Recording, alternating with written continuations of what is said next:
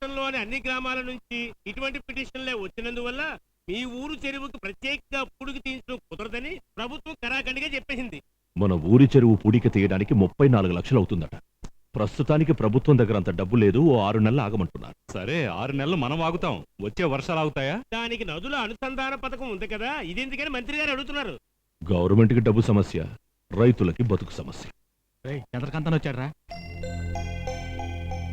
తండ్రి కొడుకులు ఇద్దరు కళతోనే సైజ్ చేసుకుంటారు. ఏంటి చంద్రు, నువ్వేదైనా చెప్పాలా?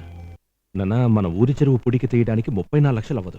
ఏంటయ్యా నువ్వు అనేది? అవునన్నా, లెక్కలు వేసి చూస్తే ఓ 9 లక్షలు ఉంటే సరిపోతుంది.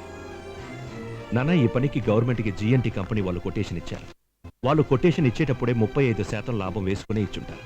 ఆ 35% లాభం 11,90,000 రూపాయలు అవుతుంది. దాన్ని ఆ 34 లక్షల్లోంచి తీసేయచ్చు. ఈ పని వాళ్ళు చేశారంటే జేసీబీకి ఒక గంటకి 600 రూపాయలు అద్దె, లారీకి 200 రూపాయలు అద్దె ఇవ్వాలి. అదే మనం చేశామంటే జేసీబీకి 500 రూపాయలు, లారీకి 150 రూపాయలు ఇస్తే చాలు. అంతేకాదు, చెరువులోంచి తీసే మట్టిని వృధా చేయకుండా చెరువు గట్టు మీద పోస్తే గట్టు స్ట్రాంగ్ అవుతుంది, డీజిల్కి ఇచ్చే డబ్బు మిగులుతుంది. ఈ విధంగా 8,40,000 రూపాయలు తగ్గుతుంది. ఇంకో విషయం, 30 రోజులకు గాను రోజుకి 250 మంది పనిచేయాలి. వాళ్ళు పని చేస్తే పెద్దవాళ్ళకి 120 రూపాయలు, చిన్నవాళ్ళకి 80 రూపాయలు ఇస్తారు.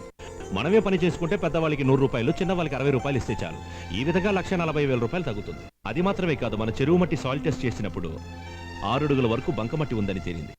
ఆ విధంగా ఓ 3,000 లోడు బంకమట్టి చేరుతుంది. లోడికి 100 రూపాయలు వేసుకున్న 3,000 లోడ్లు ఇటుకల బట్టీకి, పెంకుల ఫ్యాక్టరీకి అమ్మితే మనకి 3 లక్షలు వస్తాయి. అవన్నీ కలిపి ఆ 34 లక్షల తీసేస్తే 9,20,000 రూపాయలే అవుతుంది. దానికి ఓ మార్గం ఉంది. మన చెరువు నీళ్లు ఉపయోగించి 6,300 ఎకరాల పొలమున్న రైతుల దగ్గర ఎకరానికి 150 రూపాయలు వసూలు చేశామంటే మనమే మన చెరువులో పూడిక తీసుకోవచ్చు. అదరగొట్టేసావు చంద్రు.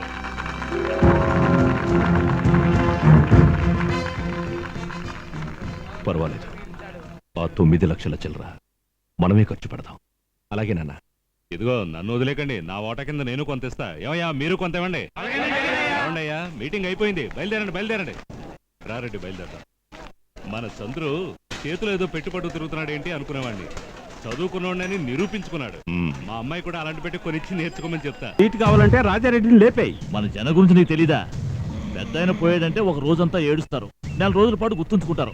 ఆ తర్వాత మొత్తం అంతా మర్చిపోయి వేరొకరికి ఓటేస్తారు. లేదంటే రాజారెడ్డిని, బలరామ నాయుడిని విడది, అప్పుడు మన కులపోట్లన్నీ నీకే పడతాయి. ఈ రెండిట్లో ఏది జరిగినా